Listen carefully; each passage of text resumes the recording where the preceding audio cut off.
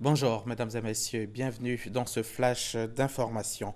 Rentrée scolaire 2016-2017, les élèves reprennent le chemin de l'école ce matin, initialement prévue pour le 12 septembre.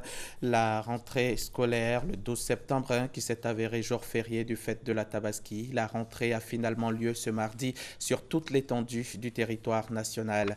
Ici à Abidjan, nos reporters ont sillonné quelques établissements préscolaires, primaires et secondaires pour constater l'effectivité de la reprise. Ils nous rapportent que pour cette première journée, des cours de mathématiques sont dispensés aux élèves dans certaines écoles et dans d'autres établissements visités. La reprise des cours est encore timide. Nous y reviendrons dans l'édition de 13h. À ZD Saounti, c'est à Béoumi. Les élèves et leurs parents, eux, peuvent pousser un ouf de soulagement. Grâce à l'ONG Save the Children, l'école primaire du village a été achevée et entièrement équipée pour un coût global de 14 millions de francs CFA. La cérémonie de remise de clés a eu lieu récemment en présence des autorités administratives. Kwadio Kwame, RTI Boaké. Pour cette rentrée des classes 2016-2017, les écoliers de ZD Saounti ne parcourront pas de longues distances pour se rendre à l'école, soulagés qu'ils sont par l'ONG internationale Save the Children, qui vient d'achever et équiper l'école du village.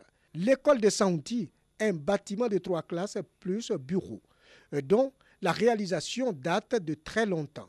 11 millions de francs, c'est le coût de l'infrastructure éducative pour le bonheur des tout-petits. À ce jour, 200 villages ont reçu un appui financier de Save the Children et nous sommes à près de 150 villages qui ont complètement achevé les constructions. Et les autres doivent d'ici mars 2017 finir complètement. Nous sommes donc en train de les coacher, de les accompagner pour la réalisation effective de toutes les activités. Par la voix des bénéficiaires, Yaoungota, chef du village, a salué cette action de grande importance, l'école étant l'un des piliers du développement. Nous sommes heureux, nous sommes vraiment contents et avec cela, nous souhaitons apporter des résultats plus grands que ce qu'on avait auparavant. ZD Saounti est un gros bourg de plus de 3000 âmes. Il ne dispose pas d'électricité. Pas d'adduction en eau potable. Cette école, dont les clés viennent d'être remises, est la première infrastructure moderne dont dispose le village. Les populations sont donc invitées à compter sur leurs propres forces pour l'essor des ZD Saounti. Aide-toi, le ciel t'aidera, dit l'adage. À l'invitation de Dominique Ouattara, la première dame de Côte d'Ivoire, Lordina Dramani Mahama, l'épouse du chef d'État ghanéen, est arrivée à Abidjan hier lundi. Et cette visite s'inscrit dans le cadre de la signature ce mardi par les 2 premières dames d'une déclaration d'engagement dans la lutte contre la traite transfrontalière entre le Ghana et la Côte d'Ivoire, mais aussi les pires formes de travail des enfants.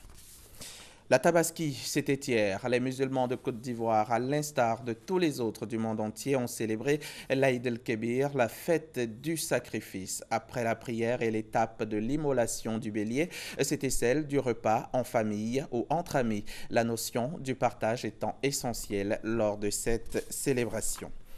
En RDC, la délégation de l'opposition vient de suspendre sa participation au dialogue national. Ce dialogue voulu par le président Joseph Kabila pour préparer les futures élections. C'est le chef de la délégation, Vital Kamere, qui l'a annoncé à la sortie d'une commission très attendue. La commission élection doit discuter du calendrier électoral et du fichier électoral, les 2 questions épineuses de ce dialogue. En Afrique du Sud, le président Jacob Zuma s'est vu contraint de rembourser une partie de l'argent public utilisé pour rénover sa résidence privée Nkandla.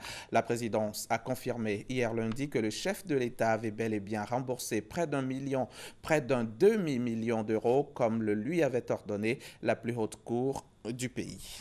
Et puis, pour terminer, au Brésil, au terme de près d'un an de procédure, Eduardo Cunha a été destitué pour corruption par la Chambre des députés. Un vote massif, 450 voix contre 10 et 9 abstentions. Président de la Chambre basse, il était devenu la bête noire de l'ancienne présidente Dilma Rousseff pour avoir déclenché son propre procès en destitution. Voilà, c'est la fin de ce flash. Rendez-vous 13h pour le point complet de l'actualité.